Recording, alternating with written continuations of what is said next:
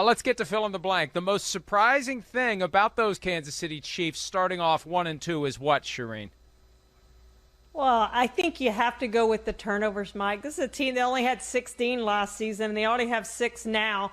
They're -2 in turnover ratio, and when they've had chances to win the games late the last 2 weeks, they've turned the ball over. It was Clyde Edwards-Helaire, obviously, against the Ravens with the fumble. They never saw the ball again. And yesterday they did see the ball again, but Patrick Mahomes' interception on 3rd down, a really bad pass attempt, set up the Chargers to take the lead. They did it, and they just got to stop turning the ball over. I think that much is very obvious, just the way they're turning the ball over. And this is something that this team hasn't done in the past. Patrick Mahomes hasn't done. He's doing it this year. He has 3 interceptions already, but they've got to cut out the turnovers. They're good. They're not good enough to overturn these turnovers, especially with the 30th ranked defense. They're putting this defense in some bad situations. For me, the most surprising thing is the mystique is gone. That presumption that Mahomes is going to get you if you give him a crack, if you give him a sliver. And, hey, the Chargers left too much time on the clock under the pre-Super Bowl 55 Kansas City Chiefs scenario. But now, whatever can go wrong does go wrong. Patrick Mahomes isn't able to snatch the bacon out of the fire for the Chiefs. And I think that some of the people on that team need to quit thinking that he can.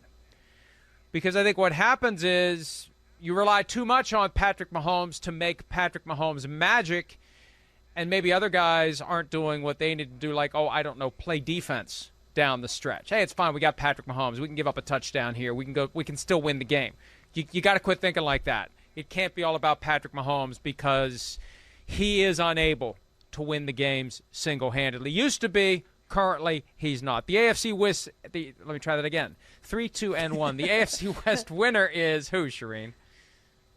It's really hard to pick against the Chiefs, Mike. I think you can eliminate the Broncos, or I can eliminate the Broncos, because I don't think they're as good as those other 3 teams in the division. Like we've talked about, we're going to find out over the next 4 weeks if they are.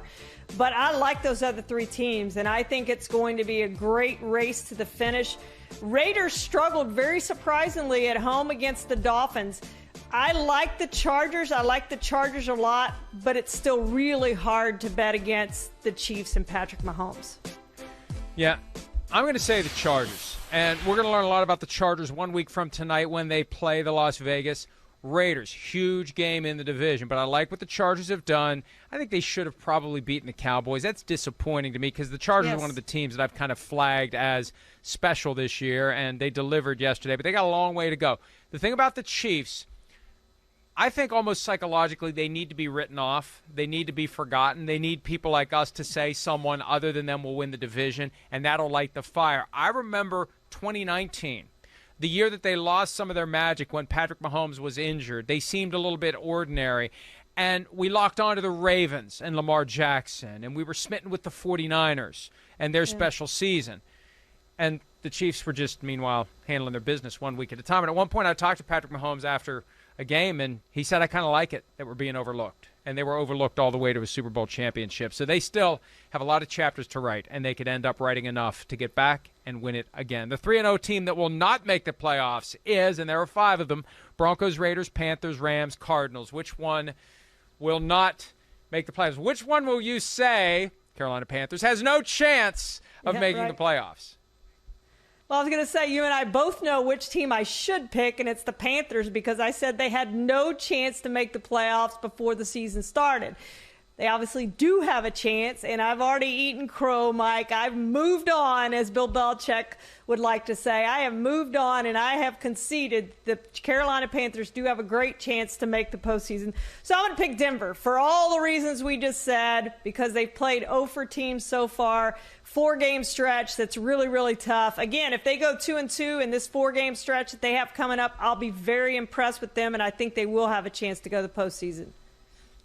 I don't want to give the Broncos double the reason to be salty about what we say today to the extent that they listen, and they only listen to the extent that they can use it for motivation.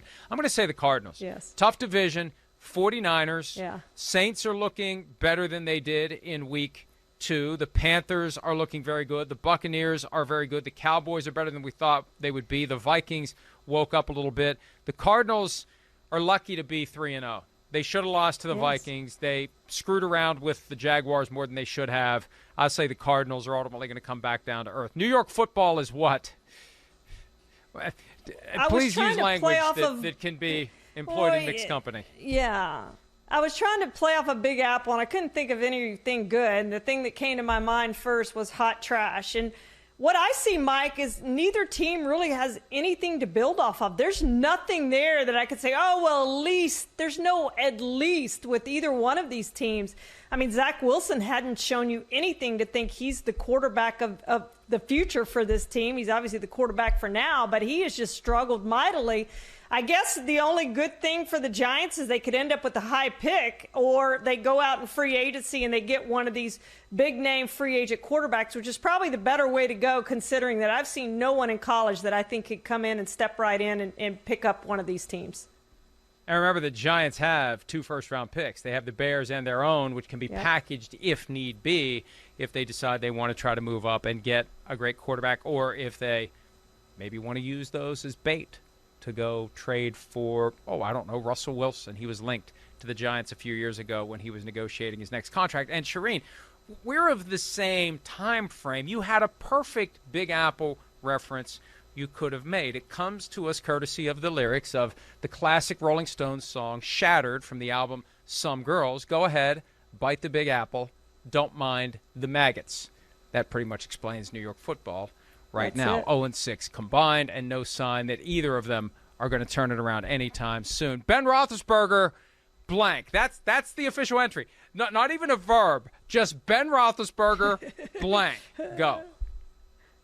On the road to retirement, Mike, it sure looks like it. 39, passing rating of 79.0. That is below Davis Mills and Mac Jones. I realize Davis Mills has only played one game.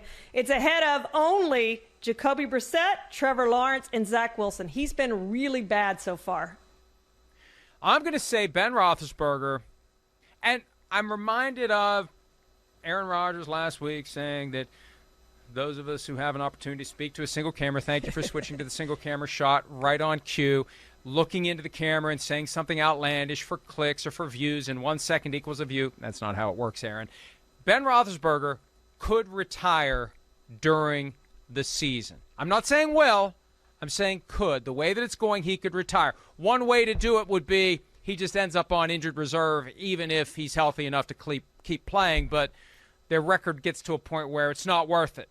I could play through it if we had a chance to make it to the playoffs. I could play through it if we were playing for something. At some point, reality could set in that the Steelers are not going to be highly competitive in the AFC, and that could be when Ben Roethlisberger decides to call it quits, even if he doesn't quit per se, retire per se, injured reserve, not come back, and that's that. I won't be surprised if that happens.